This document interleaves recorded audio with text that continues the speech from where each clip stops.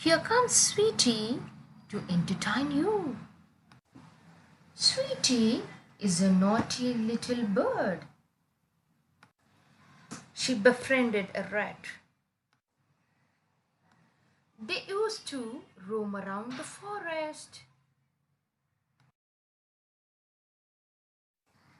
One day, they saw a lion sleeping.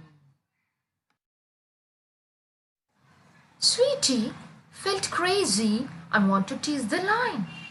Rat warned her, but Sweetie replied, "Don't worry, I could protect myself by flying away."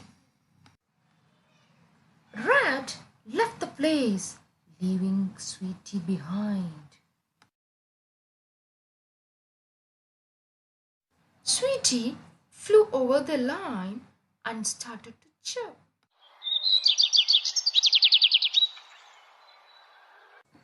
Lion felt annoyed and catched her.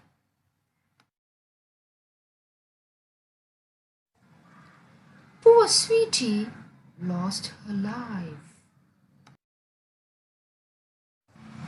So kids, make a point that confidence is good, but overconfidence sinks the ship.